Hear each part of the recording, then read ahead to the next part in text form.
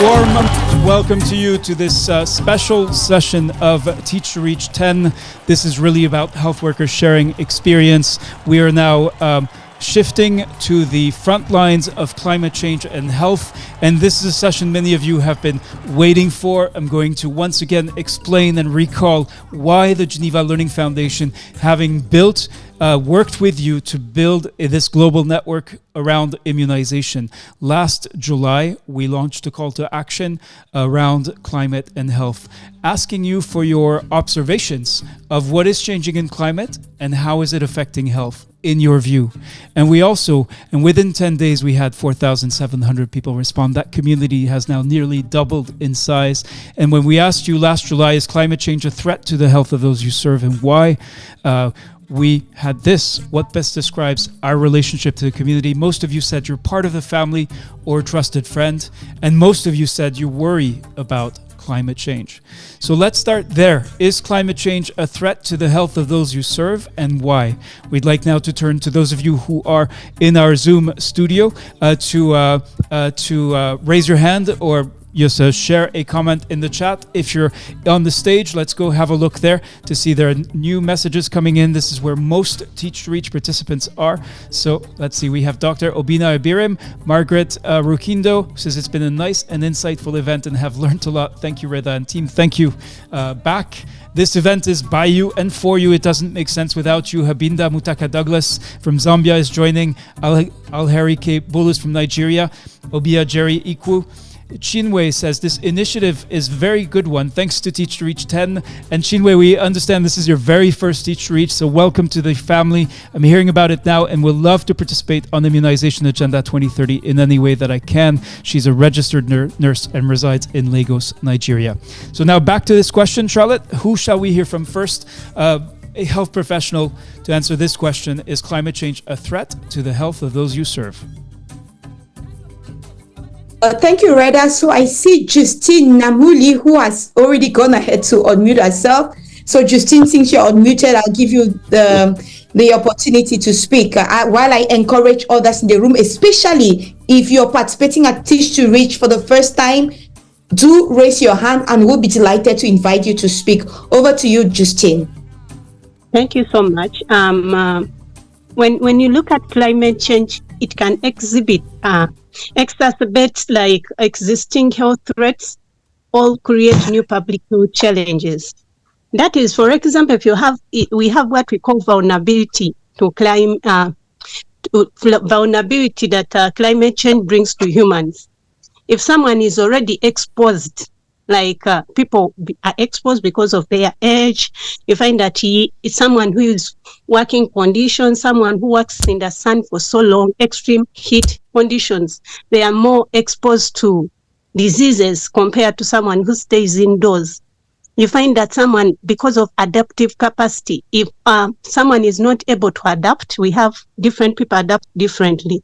If someone is cannot really adapt, because of the age, because of the income, you look at our society, the incomes that we have, they are not really good. You look at the age, you look at the access to healthcare. It can, if the adaptability is not good, people are very exposed to climate change. This is where the relationship between climate comes in with the health. If you break the vulnerability, if you become vulnerable, then you can get exposed to the diseases. If you're sensitive, for example, someone who is asthmatic and they are exposed to a pollutant, they easily get sick, and that is where the challenge comes in. So at the end of the day, we find that people die. We have illnesses, a lot of money is spent, physical trauma, stress. We have chronic diseases coming out because of climate change, and it is really affecting our health. And good enough, I'm saying in this kind of meeting, we have so many public health specialists. Because if you look at the work of a clinician, they are really packed with a lot of work. And you look at public health specialists are already there in the community. They are already community health workers. And if they can still create a model where primary health care is utilized, community health workers are engaged within the public health. I think prevention is better than cure, and if we could bring up the measures. For example, in Uganda right now, we have the GROW project that is encouraging, that is providing trees. And if we could put up trees that people can benefit from, like fruit trees, people grow them, they are enjoying nutrition and so on. I think that is all. Justine, I have some questions for you. Did you participate in the event, in the special event on climate change and health on 28th of July 2023? Were you there with us, or did you watch it afterwards? I was there. All right. And what has changed for you? It's been almost a year. It's been 11 months or so since that special event. What has changed in your mind in terms of how you think about climate change and health? What is different from where you started when you first responded to the call to action? In fact, actually, I was in the community. I was doing health alone. I wasn't combined. I was doing some health because I was doing health because of my organization. It's doing health and well-being, but I wasn't considering climate change. I was doing it because I was passionate about what I saw that was happening in the community, a lot of change in the land use. So I got touched and I started working on it. But right now, I am telling you, I am seeing health as an inseparable future with climate. And I know we health professionals have a lot of role to play, because at the end of the day, what the challenges bring about is it goes back to the health workers. We are going to be having a lot of work to do if we do not engage right now.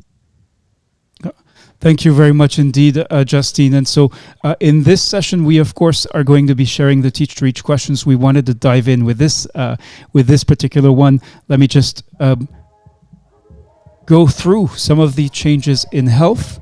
Very quickly, you can see some of them on screen. We're just going to flip through them. Some of the things that could be changing in the health of the community that you serve are shown here. Heat-related illnesses, injuries or deaths related to extreme weather events are two on this slide.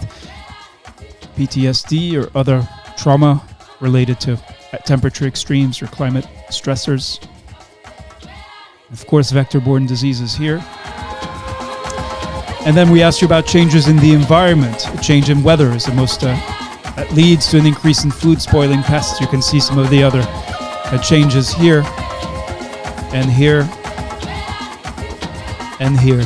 And these are some of the options we gave you. We also learned a lot more by looking at, reviewing and analyzing what changes you see in the environment. Of course, the relationship, the cause and effect relationship, we did not ask you to prove it. We are interested in your observations and the value of your lived experience living as part of the communities that you serve. So we had this question in the was the first Teach to Reach question that we asked about climate change and health. Can you think of a moment when you felt heartbroken or overwhelmed by how climate seems to be affecting the health of your community? What emotions did you feel and how did you cope? This is about self-care. This is about, as a health worker, you may be affected or overwhelmed by this. We want to hear and share that too. Not only the technical knowledge to make sense of what these changes mean for health. Charlotte, who shall we hear from now? Rather, we have Philip King, whose mic is already unmuted. Philip, do start by introducing yourself. Hello, my name is Philip King from Malawi. So I am working in the health sector, especially in the non-government organization. So in Malawi, we serve key populations, to be specific, female sex workers. So we just target them with services including condom distribution, how they can test themselves. But then last year, as most of you might know, Malawi experienced Cyclone Freddy. So Cyclone Freddy affected our clients, the female sex workers that we serve. As a result of this, we saw a surge in the number of cases of STIs. This is because the female sex workers, their businesses was disrupted by Cyclone Freddy. As a result, they started scrambling for customers. and then some others opted to do raw sexual intercourse just to get more money. So this was because of Cyclone Freddy, which affected their business. So if you ask if climate change is a threat to people we serve, I would say yes. Climate change is a threat because it has brought so many negative effects, including disrupting businesses of the people that we serve, which has led to a surge in sexually transmitted infections, among others.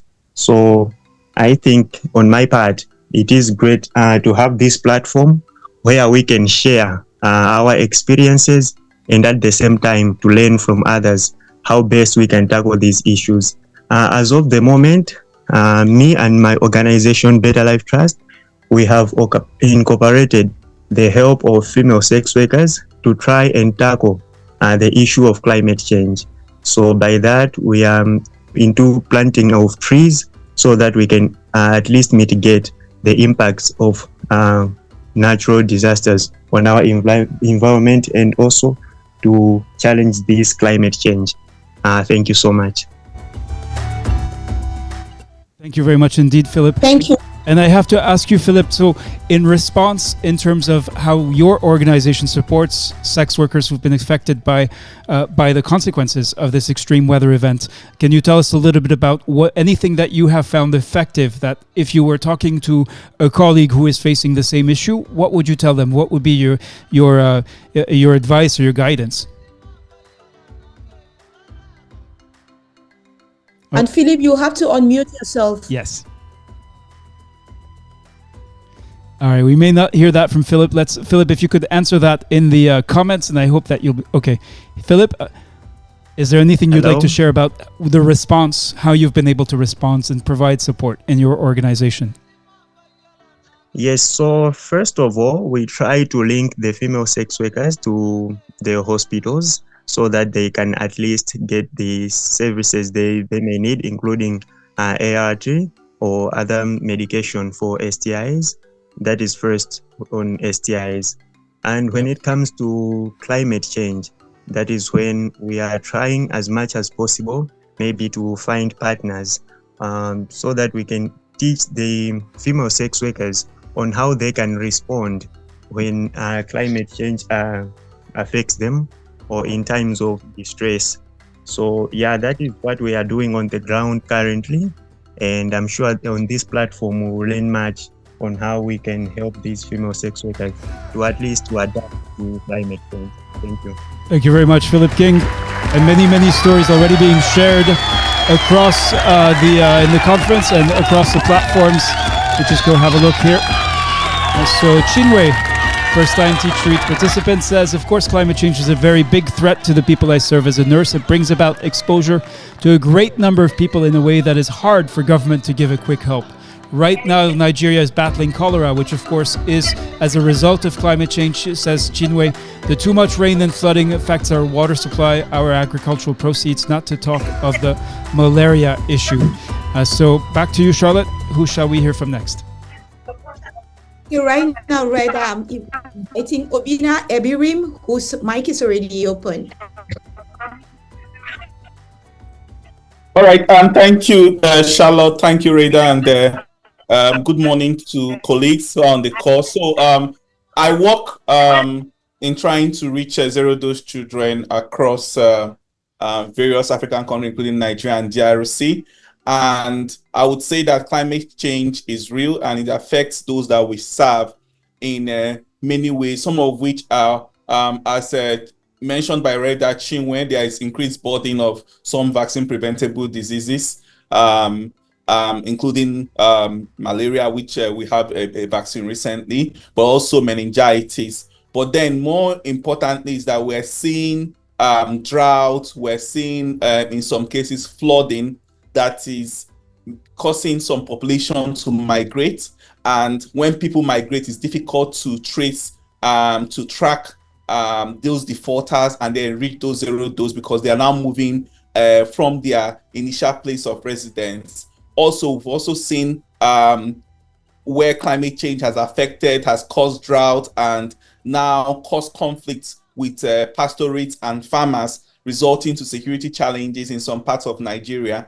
And because of that security challenges, the population are unable to access immunization services, leading to increased number of zero-dose children.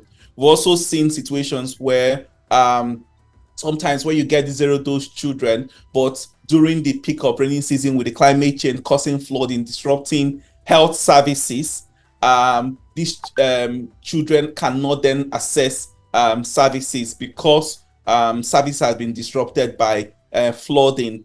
So these are some of the ways that climate change is affecting some of the zero-dose children we try to reach and bring back to the health facility to access vaccination. And also, as I mentioned earlier, increasing the burden of some vaccine-preventable diseases, just similar to what you mentioned earlier on. Over from my end. Thank you very much, Obina. Ibrahim, a question for you then. Amidst these challenges, your work focuses on reaching zero-dose children.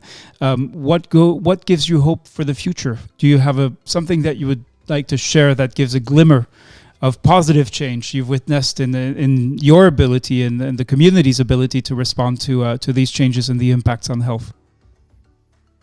Yeah, so I think that when you look at the powerful effect of vaccines and other preventive medicine in trying to save life and in saving lives, it gives you hope, it motivates you that if you have such a powerful tool amidst the challenges of climate change, how can we then work to overcome these challenges and make sure that these children get vaccinated? Because if you're able to surmount these challenges caused by climate change, you're then going to save a lot of lives. So the thought of the amount of the number of lives that you can potentially save by ensuring that these vaccines or the health services reach these children, it's a huge motivation to overcome some of these issues around climate change. As I mentioned, if it means going to the displacement camp to reach these children with vaccination, we do that. If it means then supporting more outreaches where the services has been disrupted in health facility, we'll try to support that because we know that we really need to overcome these challenges and get these vaccines and save a lot of lives. Over. Thank you very much indeed. Charlotte, how is climate change hurting the health of your community? Is the question up on screen. Who shall we hear from next? So we have Juanita Natsima that indicated in the chat that she had something to share. Her mic is unmuted. So Juanita, we are listening to you. And do start by introducing yourself. Hello everyone. I'm called Nasima Juanita from Uganda, and I'm a health worker, midwife. Climate change, I'm going to talk about climate change, especially in this side of Uganda. Climate change, especially the dry season, has contributed to a lot of dust in this country, whereby many sicknesses have come out, especially respiratory tract infections like coughs, flu have become common because of the climate change. Thank you so much. That's what I could say. Juanita, can you tell us what you do every day and how this affects you? What I do? Yes, what is your work or your job? I'm a midwife, health worker. Yep. And we work on many people in the clinic, hospitals. And is there a way in which you see extreme weather events, extreme heat, or other things that can be linked to change in climate over time? Do you see how are these different issues affecting the health of the pregnant women and the babies too that you serve as a midwife? This climate change is affecting pregnant women in the way that most of them get flu and cough. Yeah. And can you think of a situation where that was particularly difficult for a woman you were attending to? Sorry? Can you think of a situation, of a time when a woman who was pregnant that you were seeing in a visit or during childbirth, where things were made much more difficult because of extreme weather or other things that can be linked to changing climate? Yeah, most of times those pregnant women cannot access the medical facilities, especially when it is rainy season. So most of the time it become too hard for them to travel, to move from their homes to the medical center, to the hospitals for treatment. Understood, Juanito or Nasima. Thank you for sharing your experience. We're going to soon be moving into a networking session, and there you'll be able to share your experience with others in one-to-one meetings. We'll explain how that works in a few minutes. Charlotte, back to you. Thank you, Reda. So I'm inviting Mohammed Kuresh Jimale. Mohammed Kuresh Jimale, are you able to unmute yourself? If not, we'll listen to Paraclet Ugu. Okay, Paraclet, over to you. Okay, good afternoon, good morning, everyone from wherever you're calling from. My name is Paraclet Ugu. I work with the Enugu State Primary Healthcare Development Agency from Nigeria. This is actually my first section. This is the first time I'm joining Teach to Reach. And I would also like to share my experience with climate change and how it's actually hitting Nigeria, especially those in the south part of Nigeria, through the emission of carbon dioxide and methane into the air. You know that Nigeria actually is an oil producing nation. We are still rely heavily on fossil fuel. A greener one, and is affecting people. The air that we breathe from that region of the country, you find out that most times you say you close your room, maybe you travel for like a week or 2 weeks, and when you come back, the kind of dust that you see in your house will be black. That's the kind of dust that you experience when you open your door. That tells you what is already in the air that we breathe. It actually calls for concern, and I hope Nigeria will actually find an alternative source of energy to be able to move away from fossil fuel in order to reduce the effect of climate change on the health of people from the south part of Nigeria. Thank you. And Paraclet Ugu, thank you for sharing these observations. For you as a health worker, how do you feel when you see such obvious linkage between air pollution, likely linkages to health? What does it mean for you as a health worker, and what are you doing or would you like to do in response to what you've just shared, for example? Okay, to me, I see it as a threat. A threat has a high risk, even a risk multiplier effect. That's how I see it, because it has a link from one sickness to the other. It has a multiplier effect, and on my own part, what I've been trying to do is to advise people from the other side to always be on face masks. But the funny thing is that people don't like to wear it. When you wear, they'll be looking at you. Is this still COVID era? Are you still on COVID? But it's not actually COVID, but because they are not seeing the immediate effect of the impact of climate change, that's why they don't see the advice of going on face mask as something doable. And I hope that I'm still looking for another strategic way to get the people know the implication of the environment that we live in. Over. Thank you, Paraclet Ugu. All right, back to you, Charlotte, for our next speaker.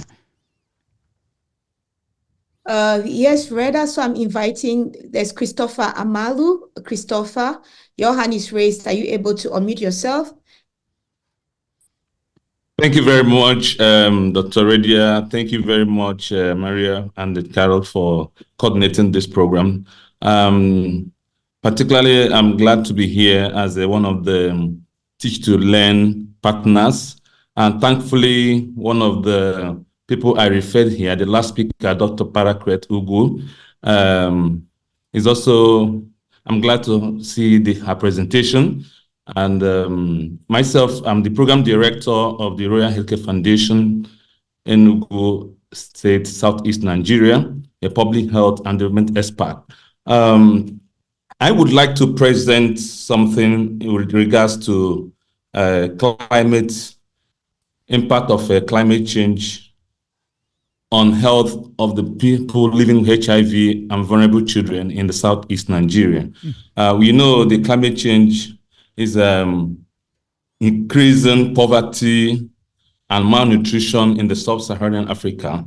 And according to WHO, you can see malnutrition refers to deficiencies and imbalances in the person's intake of nutrients. So you will find out that here in the climate, in this part of the world, in the Southeast, the delay in the onset of rainfall, which usually occur during February, early February, but now we'll find our first rain around April, May. So it decreases the access to very important nutrients like vegetables and fruits, which is very important in increasing the immunity of our people who are already immunosuppressed, especially the community I observe, the people living with HIV and AIDS. So this is a troubling situation.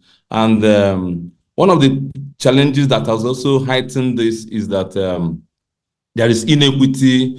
This community of people living with HIV and AIDS and their vulnerable children and their caregivers, we don't have enough funds or money to, buy these vegetables at the market at that high cost. And even the farmers, because of the delay in onset of rain, when we now start having this rain, you find out that it doesn't come gradually the way it's supposed to come. You see an intense rainfall that doesn't support the growth of vegetable. So my mitigation with this more so is that it has also exposed this community of persons because they don't have adequate supply of these micronutrients. It will deplete their hemoglobins and immunity. More so with the onset of rainfall, they will be exposed to mosquito bites, and this also increases their risk of being down with other complications due to severe or uncomplicated malaria. So one of the key mitigation strategies is that state actors and non-state actors, government being responsible, should support small household farming of vegetables and fruits to augment the source because of the high cost of these vegetables. It's unbelievable that with inflation in this country, fruits that used to go for 15 naira is now sold for 300 naira. Is about 600% increase. So it is worrisome, and something has to be done urgently to actually contain the impending threat. Thank you very much. And thank you. More so is that I encourage you to focus on your personal experience rather than your opinions or general considerations. We find that to be the most useful for your colleagues to learn from things you have actually done and carried out and what happened and how they turned out, rather than more general opinions, which can be very interesting, but which are not really then about sharing experience. And speaking of that, we have Bello Arkilla Magaji, who's asked to speak because Bello is a vegetable farmer and wishes to share some experience. Bello, I hope that you're able to unmute. And we will... All right, we're asking you, so that means you have to go to Zoom and find the button to unmute. Otherwise, you won't be able to speak. All right, Bello Akila Magaji unfortunately is not able to unmute. Very good morning. I felt with the interest. Yes, go ahead. Oh, it looks like we did hear someone. Charlotte, do you are you? How is your connection? Yes, it's Mohammed Qureshi. Yes, go ahead, Mohammed. Thank you very much for giving me this. I think you are hearing me very well. Loud and clear. How is climate change hurting the health of your community? But don't forget to introduce yourself first. Very interesting. My name is Mohammed Qureshi Ali. I'm from Ethiopia and I'm working as a project manager, BSF Swiss, in Modena Triangle, where by both Kenya, Somalia, Ethiopia. So, like, just to go quickly, one challenge big we had is the issue of malaria, and that actually by when we distributed the net and everything, still the community complaining because it by the daytime while they are sitting and just due to that now. I think the Geneva, which strategy or modality could help all my colleagues in their experience. Of course, by giving net everything still this thing repeated. Thank you. Over to you. Okay, thank you, Mohammed Qureshi Jamali. Let's try Bello Arkila Magachi again. Bello, are you able to, you said your network went off. Okay, and here is, you've typed in, yes, go ahead. And do tell us.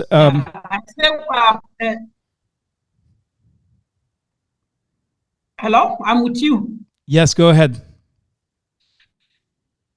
And the climate change effect is quite real and a big challenge because this last dry season farming we were unable to do it because of the scarcity of water, but the rainwater as well as the groundwater. So that really affects the availability of the vegetables, especially the onions that we farm, and also some other green vegetables around. This is a real thing, and effort needs to be made to address that. And also we have a challenge recently, a cement factory in Sokoto, a very large cement factory called Boa Cement. They were mining the limestone for their production, and they were excavating a very large area in Sokoto. So we're thinking about how best can we approach them to reclaim the land so that the effect of those minings on the availability of groundwater in the nearby communities will be addressed. Thank you. Thank you very much indeed, Bello Arkila Magaji. We had a more technical question amongst the Teach to Reach questions. So let's say a little bit more precise. Again, for example, saying responding climate change is a health risk to communities is an opinion where your experience as a health professional can make the difference. Is that what have you actually observed? What is different now than it was then? What are you seeing in health and in climate that has changed over time? And if you think they're linked, you don't have to prove it at this point, but we trust your lived experience, and that is what we're interested in learning from. This is not a general debate about climate change and health. So hence this question, describe a situation where extreme weather directly influenced the spread of diseases in your community. So this can be an extreme weather event, extreme heat, but also extreme floods. What actions did you take in response as a health professional, but also as a family or as an individual if you were affected by this extreme weather? What have you done to better prepare for the next time that this is going to happen? So we're going to turn, Charlotte, to our next speaker.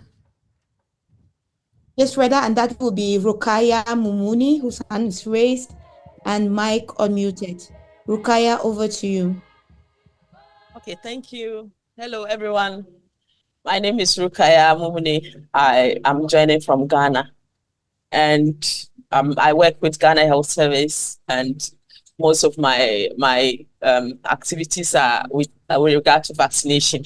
So I want to share my experience about climate change around vaccination activities and how climate change is affecting vaccination in Ghana and in the communities that I work. So for the past few years, we have been experiencing rains, irregular rain patterns, and these often result in floodings and cutting off some communities.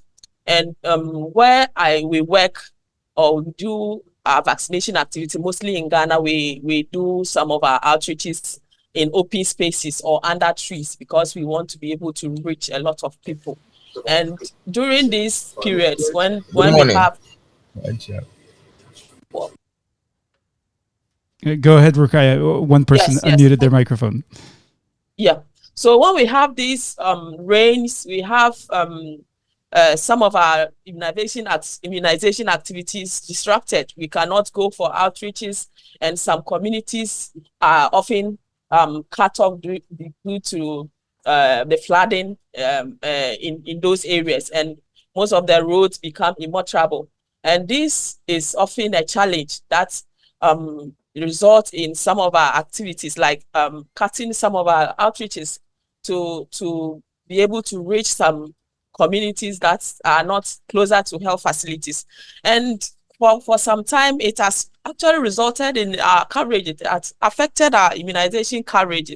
And to just give some figures from 2021 to 2023, we had 90.4% for Penta-3, and then 2022 we had 89.1% showing that there was a decrease in our Penta-3 coverage. And then for 2023, that is our annual coverages for our sub-district. This is not a broader coverage. It's just the area that I work in Ghana, and it is a sub-district, and it's a continuous challenge that we are observing, and it's actually linked to utilization of immunization.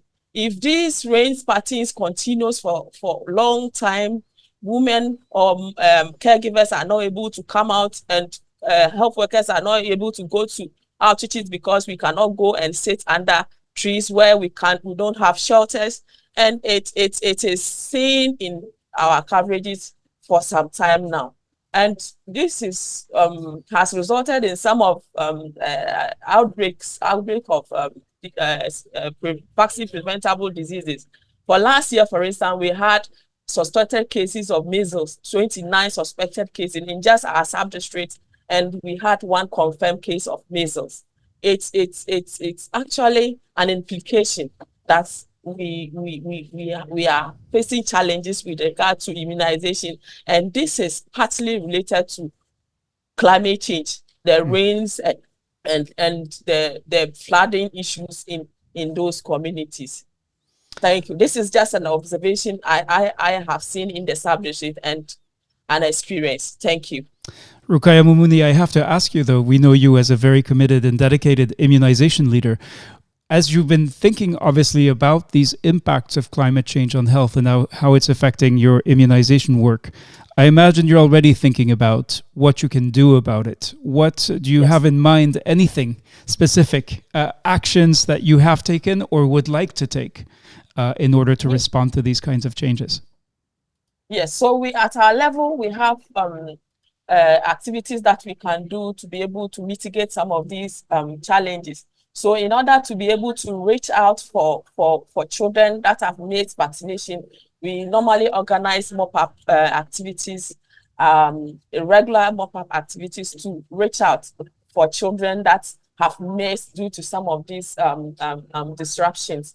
And the other thing that probably is beyond me, or that I want to advocate for, is for us to increase health infrastructure. If we are able to have health facilities in some communities, it is actually going to reduce some of the challenges, the climate challenges that we face. We have health centers that we can go, and health workers can go and sit and then provide immunization or provide health services or close to communities that they are able to access basic health care. Is going to be able to mitigate some of the challenges that we face as a result of climate change.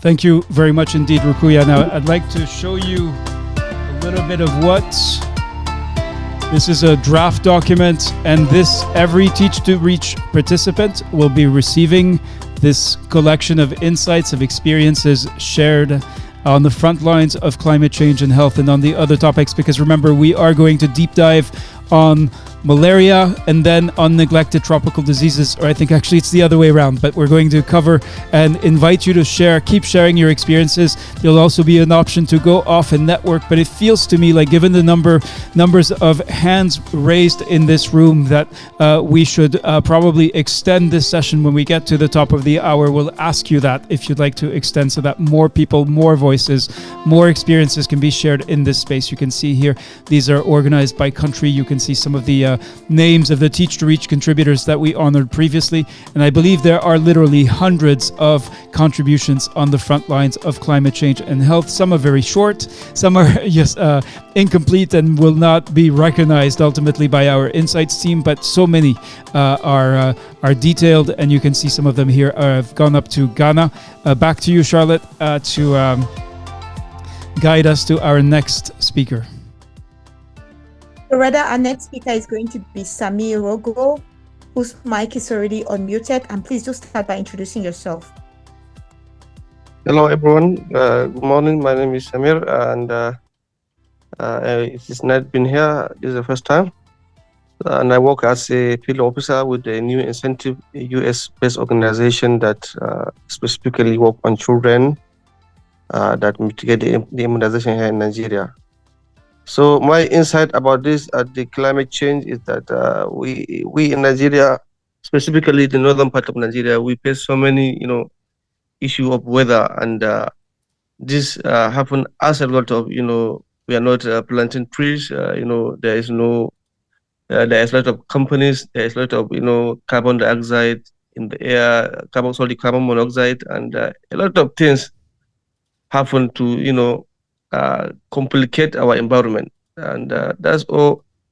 And again, companies mostly produce these fossil fuels, and the air pollutant we breathe. It is obvious that one of my colleagues shared that if you close your room in Nigeria, specifically here for just 2 or 3 weeks, when you came back and you find doses everywhere, this is telling you how the air we breathe. And it is obvious, quite sure, that we are taking air pollutant. So that's all I can say. Thank you very much for being here, and it's a pleasure being here and speak on this meeting. All right, thank you very much indeed. Charlotte Bridget Udo Aka has requested to speak. There are probably others who have done the same, but who shall we hear from next? And just wanted to highlight her request to you. Okay, so Bridget, you have the opportunity to unmute, but I'd like us to listen to Dr. Khalil El Natik first. Dr. Khalil, and please be specific. Describe what you have experienced. Here is a situation where extreme weather directly influenced the spread of disease in your community. And do start by introducing yourself. Dr. Khalil, you have the floor. Yes, Reda, I am Dr. Faisal Parvez. They have written Dr. Khalil. I am Dr. Faisal Parvez from Saudi Arabia, team leader in National Tuberculosis Control and Prevention Program. So my concern is that heavy harsh climate in Saudi Arabia desert, it may increase the spread of the tuberculosis, communicable diseases. So we need to make lush green. We have to create an initiative for the green Saudi Arabia. Like that, I have created a national level green Saudi Arabia. Around 2,000 planting trees, 2,500 kilometer planting trees, so that it will benefit for the diseases and healthy of the people. So we have to concern about the BCG vaccine. First vaccine will be world will be given the BCG. Even in spite of the BCG, we have noticed some few active tuberculosis at the age of 20, 15, 17, 20 years. So because of this harsh climate, it may aggravate. So to cool this hot climate, we initiated a green Riyadh, and government also supported, and whole Saudi Arabia we are initiating shortly. 3-4 years we have make desert with the lush green forest. Thank you. Over to Rida, Charlotte. Thank you very much indeed, Dr. Parviz from WHO. I'm pleased to share that Dr. Maria Nera from WHO, who leads on climate change and health, has joined us in our Zoom studio. We're going to ask her to listen to perhaps a few more of these experiences that are being shared by health practitioners from all over the world, and then we'll ask her to share her reflections. When she listens to what you are sharing, as she is one of the key people at the global level, really bringing attention to this question of climate change and health. We'll ask her for her insights and feedback. So Charlotte, who shall we hear from next? Okay, right now we have Esther Yakubu, whose mic is already unmuted. So Esther, we are going to listen to you right now. Afterwards, we'll listen to Bridget and then Fatima. So Esther, you have the floor, and do start by introducing yourself. Thank you very much. My name is Esther Yusuf Yakubu. I work with Health and Development Support Program based in Jos Plateau State, Nigeria. My contribution or my take up on this subject is I observe the climatic change in my own community in the aspect of people keep falling sick with malaria over. Some person can have malaria now. After treatment, maybe a week or so, he's down with malaria again. And my little observation in my community is, one, sanitation practices is very poor. There is a lot of drainage with dirty, which gives room to the development or growth of these microorganisms, and also people being infected. And what I decided to do as a health personnel, I encourage them to keep their environment clean. That is one. Secondly, because the climatic change is affecting the air we breathe, and people are fond of burning bushes in order to make firewood, to get charcoal and other things, I tried to encourage them to minimize bush burning and to plant more trees. If you cut down a tree, try to plant either 2 or more. That is in the aspect of trying to see how we can control the climatic changes that is affecting our health. And another aspect, there's a question. Oh, it looks like we just lost Esther. Charlotte, can you confirm? Yes, Reda, that's the case. All right. We just lost. And yes, all right. So we are. We're technically 12 minutes away from going into networking. I'd like to propose, and please, we're going to ask people, so if you're watching on YouTube, Facebook, Twitter, across the internet, wherever you may be, or if you are on our conference platform, which is where most of the Teach to Reach attendees are, please type yes into the chat, wherever you may be, to let us know if you'd like to extend this session so that we can hear more voices. Of course, some of you may choose to go off and network. That is what Teach to Reach is all about. But if you'd like to hear more voices and more experiences being shared, all right, and I see Maria Nera from WHO has in fact also voted in favor. Nduka Ozor, Sharon Aguti, Lenora Eminari, Professor Abubakar Jafar Usman. So, all right, wonderful. Let's keep going then, Charlotte. I'm sorry for Esther. This happens, and this will happen to everyone. All right, and thank you for so many of you to respond. We're definitely extending this session. I think, Charlotte, we have to. So back to you. Definitely, Reda. So I'm turning towards Boniface Cotton. Boniface, your mic is already unmuted. I'm trying to apply our rules of fairness. So please do start by introducing yourself, and considering that there are many raised hands, go straight to the point and share your experience after your introduction. Thank you very much for giving me this opportunity. My name is Boniface Kosun. I am the Chief Executive Officer of Youth Progressive Association in Taraba and the State Coordinator Society for Water and Sanitation, Taraba State Chapter. I would like to share some experience about the climate challenge in my state, particularly in my jurisdiction, Taraba State particularly.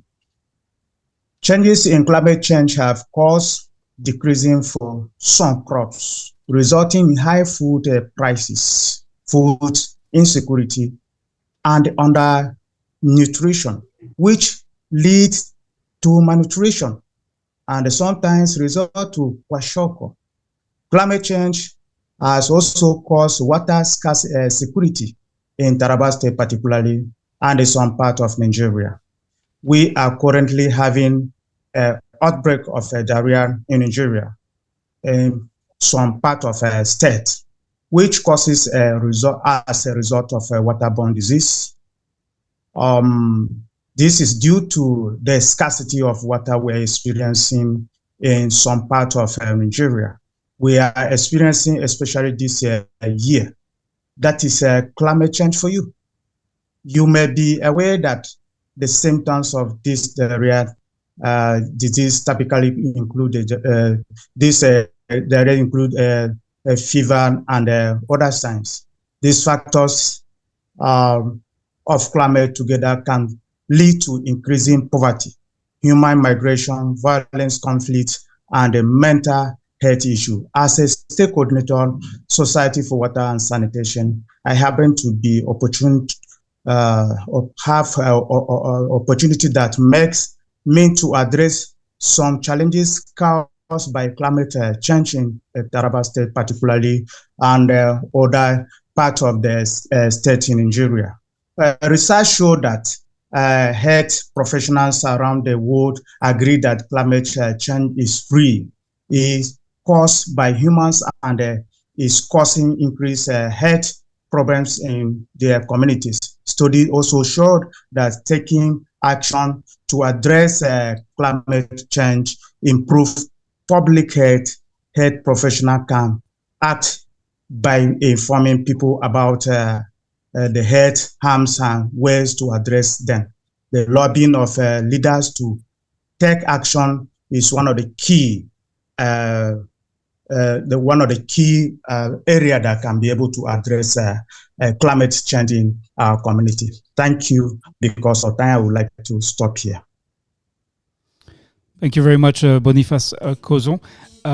Charlotte, back to you. Maybe we'll hear one more, and then we'll ask Maria Nera from the World Health Organization, who's joined us now and who's listening in, to health workers from the front lines of climate change and health, sharing their varied experiences. Most of the people now, a few may be climate experts in some way, but most are health workers. Many work in immunization, and all responded to the call because of their concern of the impacts of climate change on health that they are eyewitnesses to. So back to you, Charlotte, for one last experience before we go to Maria Nera from WHO. Yes, Reda, and it's going to be Muhaiwe Ronald Zion, who already has their mic open. Over to you, Ronald. Okay, thank you, Charlotte and Reda Sadiq, for this opportunity. I'm called Ronald Muhaiwe Zion. I'm a public health specialist, director of APSES, that's Association for Promotion of Education Services in Uganda. But the climate change, an assessment by the climate change experts at the Ministry of Water and Environment of Uganda indicated that the climate change is one of the main drivers for the malaria, and the malaria burden will increase in relation to the rainfall change, temperature increase, and population growth, and which will lead to the significant cost. Are we together? Ronald, can you be a little bit more audible? Can you be a little bit more audible and share specifically a moment when you felt heartbroken or overwhelmed by how climate seems to be affecting the health of your community? Yes, my heartbroken was one day in my community where I do stay. It rained at night, and the drainage overpowered water into the communities, the houses. So it was around 3 a.m. where most of the community members stood up. He did not have a sleep for almost 3 days. It was a my heart moment that I felt very touched, and I could also raise more voices on how at least we can tackle this issue. Now with Teach to Run, I'm getting more experience with some things on how at least I can address the same issue, even together with some other touched members, so that we can get a solution.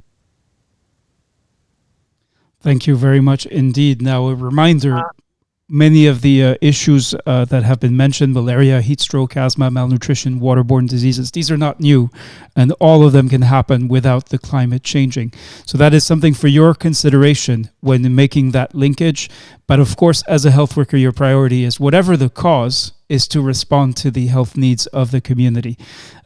Charlotte, I think, what should we... Okay, I see. We also have been joined by Ravati Falki from Save the Children International. So very pleased to have Ravati join Maria from the World Health Organization. I know that both of them were just a couple of weeks ago at the 77th World Health Assembly, speaking and engaging with ministers of health and other global leaders on this issue of climate change and health. Today, they're with us to listen to you and your experiences on the ground with the changes that you are seeing and responding to. So first of all, a warm welcome to both of you. And we'll start with Maria Nera. Of course, this is, we don't know who is going to speak. We know we're not sure what stories they're going to bring to Teach to Reach. You heard a few, and they're part of a larger collection with thousands of health workers who've shared their insights. What, at this stage, after having heard just a few voices, would you like to say to the health professionals assembled here today for Teach to Reach 10? Thank you, Rara, Charlotte, and dear frontline health workers.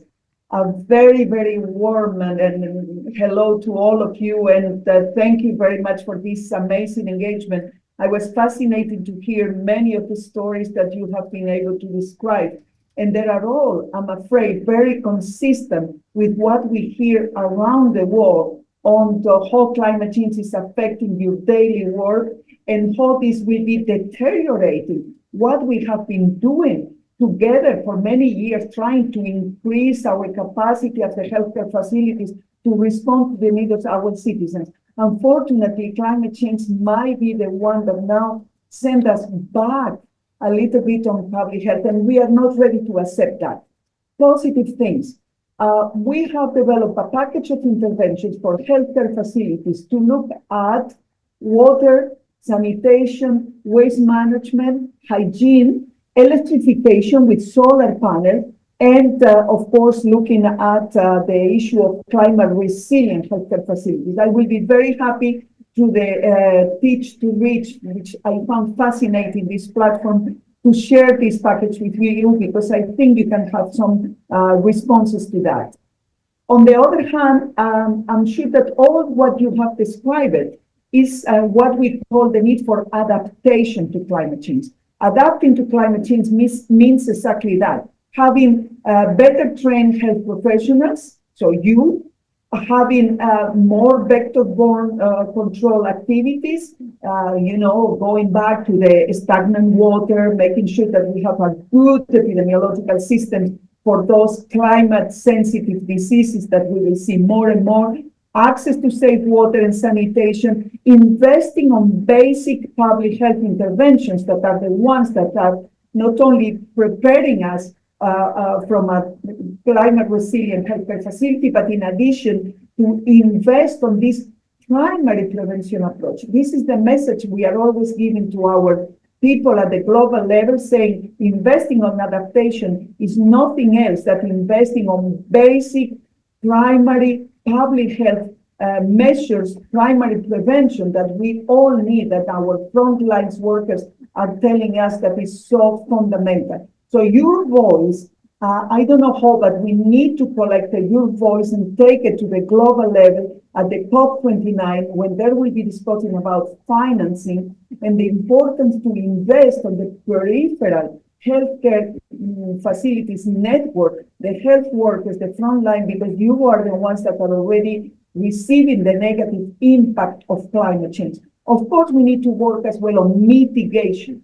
And then again, the health argument, making sure that if we tackle the process of climate change, the results for our human health will be enormous, reducing the toxic air that we are breathing out, now, which is killing 7 million people every year because of air pollution, and making sure that we transition from the fossil fuel combustion to something that you as the frontline workers, I'm sure that you will be convinced on it. There is no reason why we cannot have a solar panel, a functioning one, a sustainable one in every single healthcare facility to avoid the use of diesel generators, which are very expensive and contributing as well to the non-environmental sustainable that we want. Many interventions that we all need together to put together, but your voices on how be part of the solution and raising the point that with your advocacy, that this is already affecting and putting at risk what we have been doing for many years. So it's all about mental health, malnutrition, infectious diseases, chronic non-communicable diseases, and making sure that the heat waves and the extreme weather events needs to be reduced. So only the health community and the health argument is the one that is gonna win. So your voices and this initiative of putting this platform together to hear your concerns and your experiences extremely valuable, and is goal for making and moving the mountains we need to move when it's about allocating the financial support for reinforcing our health systems. Thank you so much for this opportunity. Keep fighting, don't give up. You are the front lines. In addition to work with your communities, make sure that you engage with others to do awareness raising, and make sure that your voice will be joined with others in creating this mountain of arguments that we need to mobilize resources and more action to tackle the causes of climate change. Thank you all very, very much for your amazing work. Thank you very much indeed, Maria Nera from the World Health Organization. One question for you. We hear from these sessions like this one, sessions like the one we held last July, a sense of urgency of health workers doing what they can, but primarily doing so alone. And these are not the climate specialists. These are immunization staff. These are other primary healthcare staff. And yet, when we speak to some folks at the global level, we hear a sense of a kind of hesitancy. Are we really sure what the support needs are, what the urgency is? What are you in a position to say today from WHO's perspective to health workers gathered here today? Are there concerns about the impact of climate change on health legitimate? Should their action at the local levels be supported? Legitimate, 100%. I think the evidence is now absolutely very, very strong. No excuses for public health officers at the global level or for policymakers that there is no evidence. There is more than enough evidence and legitimacy for the health sector to be part of this discussion. Urgency, only the public health community can bring this sense of urgency, because the negotiations, as you know, at the COP, they are now taking COP29, which means that they have been negotiating for 29 years. You will never do anything like that on a public health issue. So the sense of urgency will be provided by your voices. And this is what we are trying to do with the global climate change and health resolution approved at the World Health Assembly, going to COP, making sure that last year, thank you very much, making sure last year we have the first ever health day at the COP28. We are working now very hard with the COP29 presidency to make sure that our space will grow and be even more impactful. So don't give up, because only the health argument, the health community, the health professionals that are the ones that are suffering and arguing and presenting these strong health consequences, maybe this is the only way we will be able to generate more sense of urgency at the COPs and other mechanisms where the decisions are taken.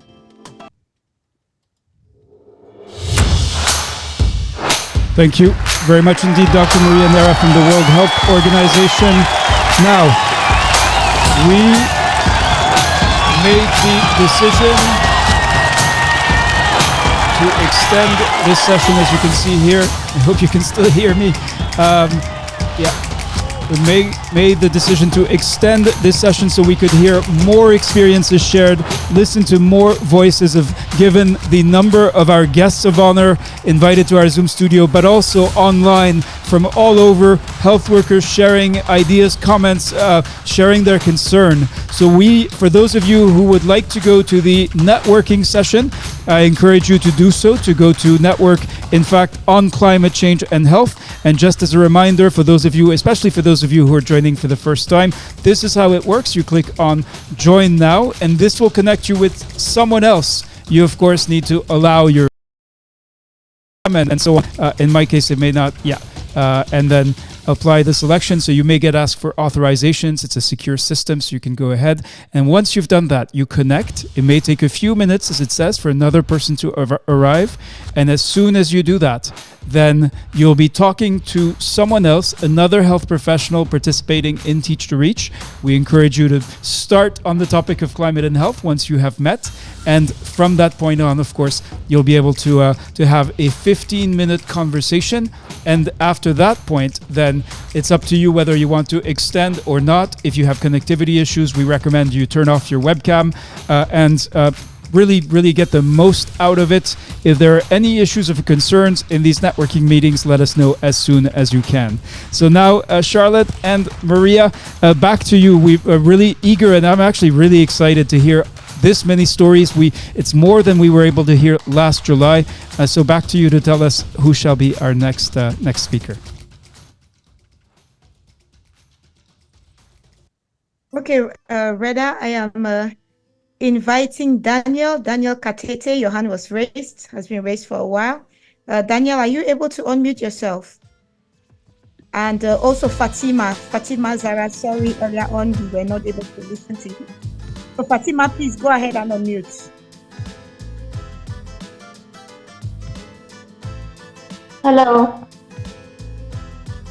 Hello, everyone. Yeah. Can you hear me? Loud and clear, Fatima. Okay. I want to talk about describing how climate change has really affected me and my community in regards as from a health educator perspective. Can you hear me? Yes, go ahead. And we're looking for your personal experience, things you have actually done, seen with your own eyes, carried out. And of course, we're interested in how it turned out. Yes, from my own personal perspective, from my own experience, the effect of climate change has, at first we noticed some of the students were no longer coming to school. And we thought maybe they were just pretending to, using the heat as an excuse, as we used to tell them, we experienced the heat and we made sure we didn't miss any of our lectures. But unfortunately, we went to go and check on them and realized they were truly affected. Some had heat stroke, dehydration, malnutrition, especially due to the erratic electricity supply and inflation rate, poor economic situations of most of the students, and the high price of quality food and low rainfall for them to even self-cultivate their foodstuff. And even if we are going to talk about the high price of foodstuff, it's still climate change is still responsible for most of them, because we've not been able to cultivate our crops as a country as a whole. So unfortunately, this climate change really affected them, and to combat this, we had to take some of the students to go and be receiving classes outside, and we reduced their class time because most of the time at the end of the day they'll have to have lectures to up to 2 p.m., 3 p.m., which is the peak of the heat. So we made sure, okay, they came earlier, which is like from 7 o'clock or 6:30, as early as possible for them to have their lectures. Yes, they had to make sacrifices, but we also had to make sacrifices. They came early and we finished early. By 11, 12, they were all done and they could go back home. And this also motivated their parents to allow them to come to school. We, as educators, we complain that the motivations of students to study and the decline in academic performance is because they are no longer studying. But we can't deny the fact that climate change too has an impact in this situation. We can't keep blaming everything on the students, saying that they are not reading and everything. Circumstances need to be convenient for them to study. Yes, the decline in the ability for stress threshold for most people has really reduced, but we can't force people to endure the stress just because we were able to enjoy it back then during our time as students. Now things have changed. Now things are improving. Now the climate change is more negatively impactful. We can't deny that fact. So all this has been what we have experienced and how it has affected students in regards to their health. Yes. Thank you very much indeed, Fatima. Obviously, some implications for education systems and for pre-service training, given the impact of climate change on health. Back to you, Charlotte, for our next. Thank you. Reda, we have Daniel Katete, but I also just wanted to call your attention to the Q&A where we have some questions, and particularly one for Maria Nera. So we have Daniel Katete. Your mic is unmuted. Daniel, over to you. Hello, everyone. Yes, Daniel, please, can you speak louder and closer to your microphone? Hello. Hello. I hope you hear me.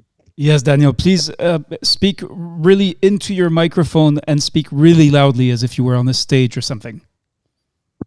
Okay. I'm Daniel Katete from Youth Action Against Climate Change, Program Manager for Youth Action Against Climate Change. As for the climate, how climate change affected the community, hope in doing a lot of things related to climate change in our area here in Malawi.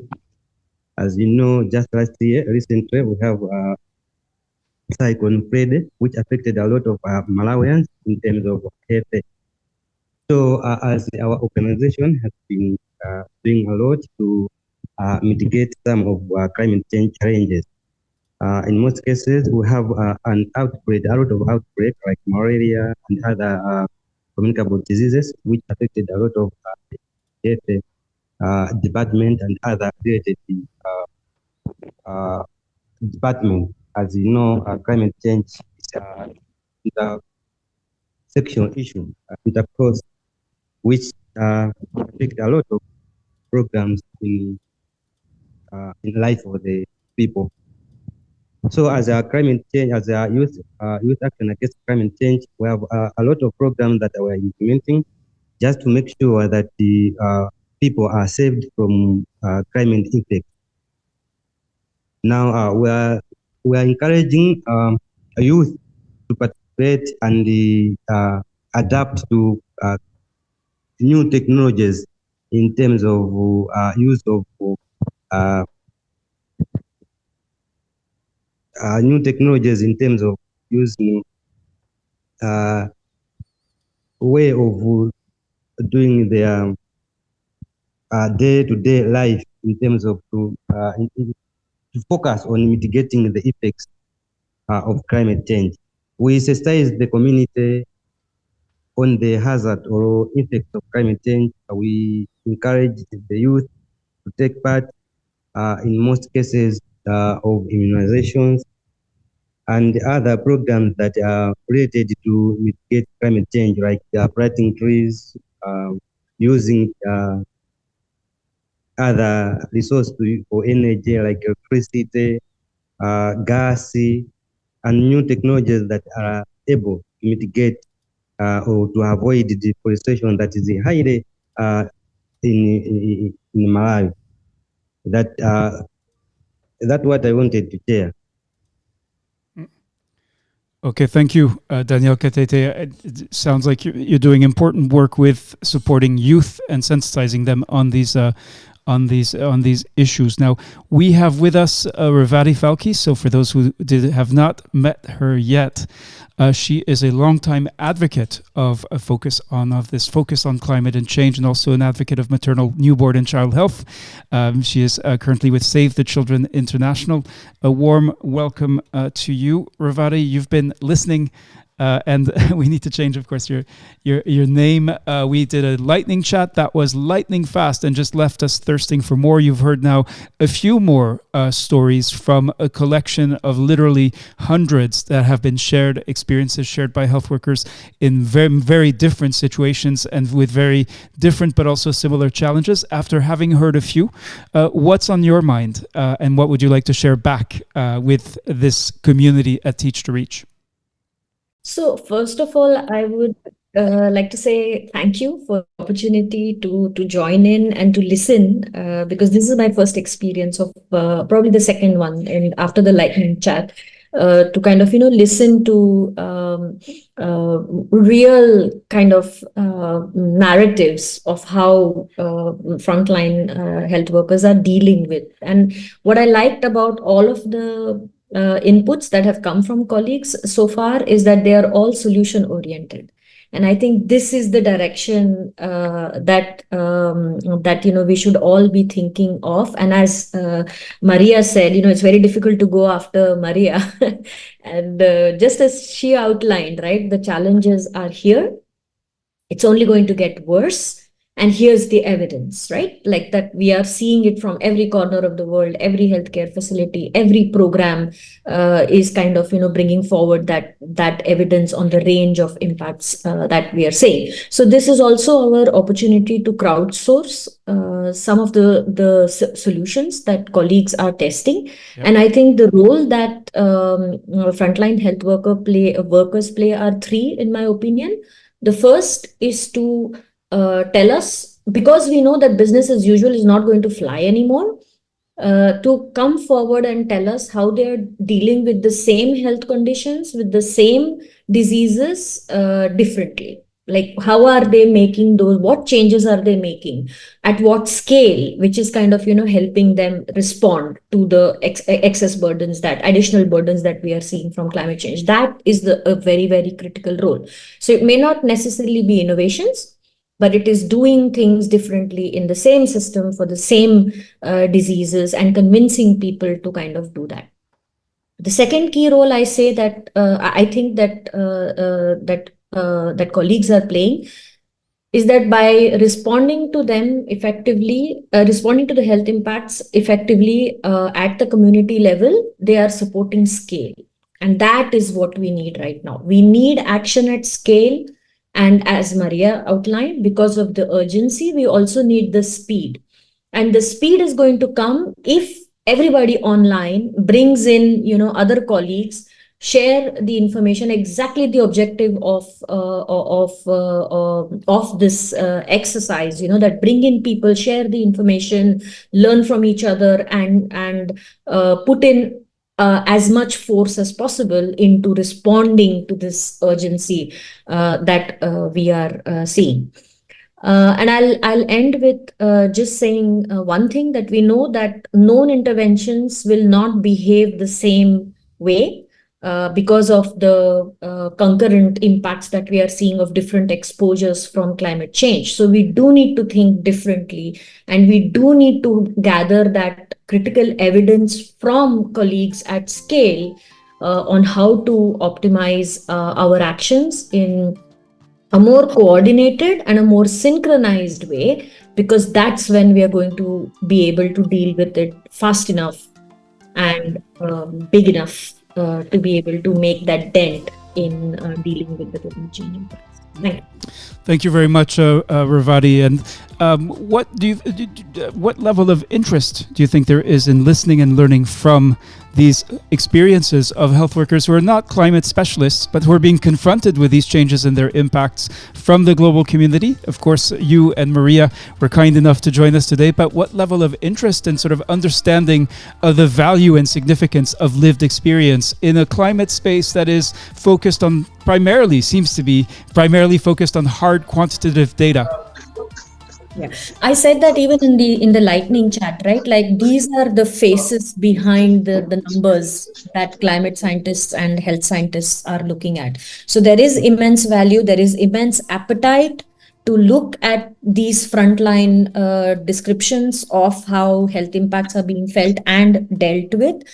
In fact, as you know, at COP28, we did launch, actually WHO coordinated a piece which was about around solutions for climate change and health, and these were exactly the case studies that were collected from frontline workers in a standardized way, so that we could compare the two. So I think it's about processing this information in a certain way so that it accumulates into that evidence, which is then kind of admissible in the science spaces. But that does not dismiss the importance of the value that these descriptions bring in augmenting, in improving the understanding of the numbers that we see. So definitely there is appetite. In fact, the solutions that were discussed at COP28 were just published. I'm happy to put the link to that Please, in yeah. the chat as well, from the Academies of Sciences, where it was published, and we are looking to scale this for COP29. All right, thank you very much indeed. Ravati Falki from Save the Children, and a longtime advocate for greater attention and support to climate change and health. And also, it sounds like an advocate of health workers who are in communities serving needs where they are most urgent. Back to you, Charlotte.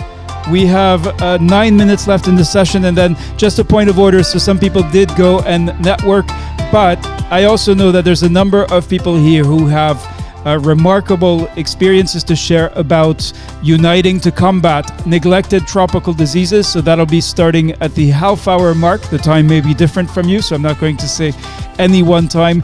And that will be followed by the session on ending malaria together. So really your insights on innovation, equity, and impact. So that is what we're going into. But I know there is, we could spend the entire afternoon with questions like these. How is climate change hurting the health of your community? And remember, our commitment is to give back to you what you shared with us. So every Teach to Reach participant will be receiving, I'm just going to zip through it, this complete compendium organized country by country of the experiences that you shared. It's a remarkable resource, source of inspiration, also source of, let's say, diagnosis to understand what things look like for health workers who are not necessarily climate specialists, but who are seeing, experiencing, and responding to these changes. And that includes local solutions. So Charlotte, who shall we hear from next? Thank you, Reda. I hope that over the next 8 minutes, we can listen to at least 3 persons. And I'd like to start with Alfred Kipkiri Langat, who is unmuted. Alfred, over to you. And please do start by introducing yourself. Okay, we are not able to hear Alfred, so I'll turn to Gloria Mbanu. Gloria, are you able to speak to us? Please do unmute. Gloria or Sharon Aguti. Okay, Sharon, over to you. All right, here's Gloria. Actually, thank you so much. Gloria is here. All right. Can you hear me? Gloria, over to you, and then we'll go to Sharon next, please. Yep. Is all right. Good afternoon, everyone. My name is Gloria Mbanu E. I am a lecturer and I'm a public health researcher. Yes, I've been working with an organization, Initiative for Infectious Disease Control, on neglected tropical diseases.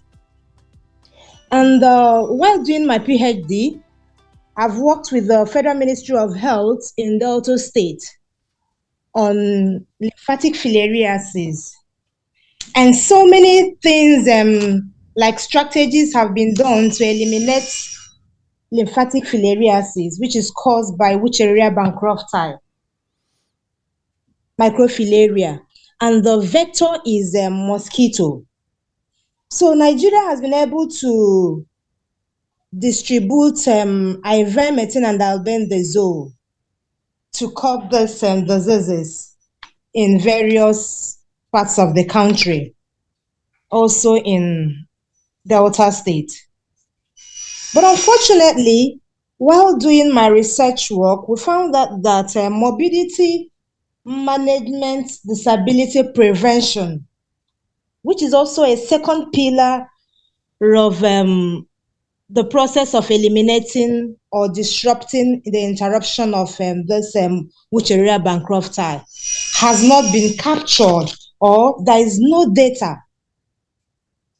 on the morbidity management disability prevention in this Delta state. So which has been a cause of probably also, which has been a cause of also making this disease to spread. But when I get back to Imo State where I live, I ran into a man who is in his probably late 50s that had hydrocele, which is one of the disease, which is one of the morbidities caused by this lymphatic filariasis. So hydrocele, but let me delve into this elephantiasis. It happens that this man has been living in the village over years, and probably that was when he had this the bite of this mosquito, which is infected, which has the lever, the microfilaria, and then which transmitted the Wucheria bankruptcy into his bloodstream.